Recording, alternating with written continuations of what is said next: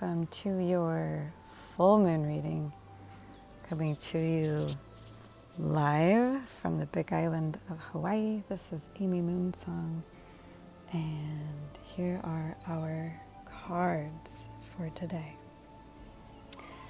So the Ace of Swords here quite literally means a new awareness that is breaking through your consciousness.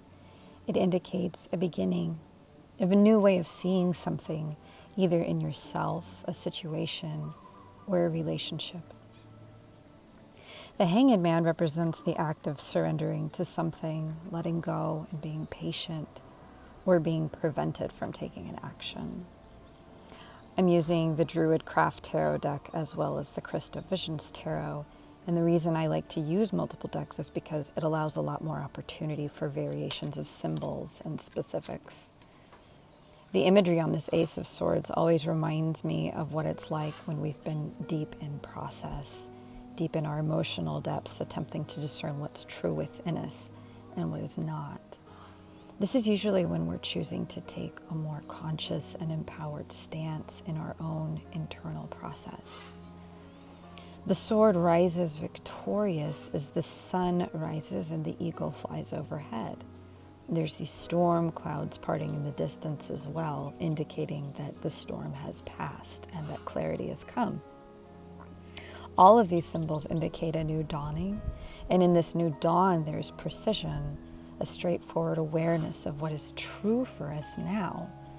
And the eagle represents the perspective that can see the larger picture, creating a much more expansive viewpoint than the one that we had when we were in our emotions. It's truly beautiful and truly powerful. However, whatever this truth and awareness is, there's also an energy that's telling us that it's not necessarily time to act on this or to begin to create from it just yet. The Hanged Man advises us to take a moment and do a little bit more release work around everything that we have just realized. Because you know what it's like when you have a realization about something.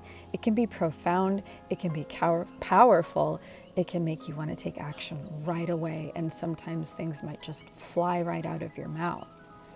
But when we're dealing with Gemini energy and the energy of this full moon and its relationship that it's having to Mars, we're dealing with the more harsh and cutting capacity of Gemini, which can sometimes be harsh, it can be cruel, it can be without empathy or feeling.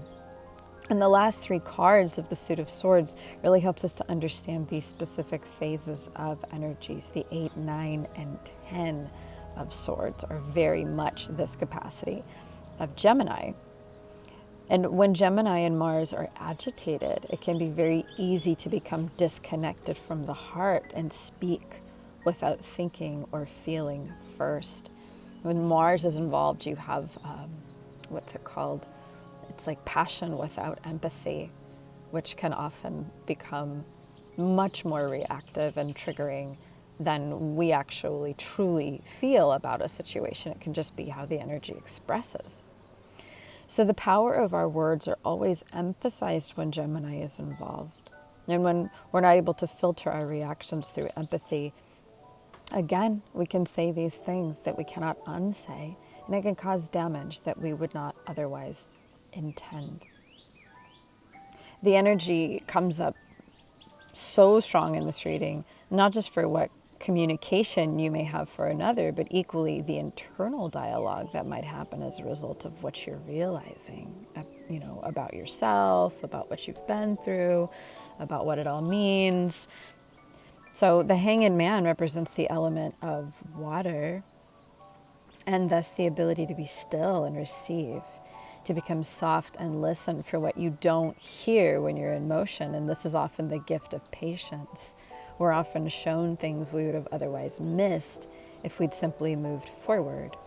And the imagery of the forest and the ancient trees supporting this young man represents to me the power that we always have access to over the noise of the mind. When our mind is running fast to solve or to fix, we can connect to the body, which is nature. And through our body, we connect to the timeless knowing of the Aina, as it's called here in Hawaii, or Gaia. So all of this to say, take some time today and witness how active your mind is. Become aware of where it's leading you to go and what it wants you to say. There's no doubt wisdom and truth here, but it's possibly not ready to be presented as, I fully know what all of this means and how it will play out. Take some time to connect with the wisdom of your body by being still or going out and being with nature. This will help you connect with not only what you need to say, but what's truly in your heart and how you can combine those two for a more harmonious long-term experience. And just as a final aside here, I would say that the other energy that may be coming through for you is that this awareness that we're looking at may be about what surrender really is. This may be you stepping into a new level of power and awareness of your own ability to exactly do this, what we're talking about, to connect with the body, to connect more deeply with nature and more deeply to your own magic by being still, by connecting to the nature within you and the ancient biological, magical, ancestral connections that are just alive in your biology, wanting to support you in this time. I know I've been given a message lately about what it is to be home with yourself and what it's like to come to a place of homecoming and safety when you're not quite feeling as though you know where home is anymore. So we can be grateful for all of these experiences that challenge us and that make us uncomfortable. My name is Amy Moonsong. I hope that this reading was helpful for you today. If you would like a more personalized reading, all of my readings are 50% off this week for the week of the Gemini full moon, and I would be happy to support you. You can reach me here on Facebook, you can reach me on Instagram, or you can reach me at moonsong707@gmail.com. My website will be back up soon. And thank you for being here, and have a blessed full moon.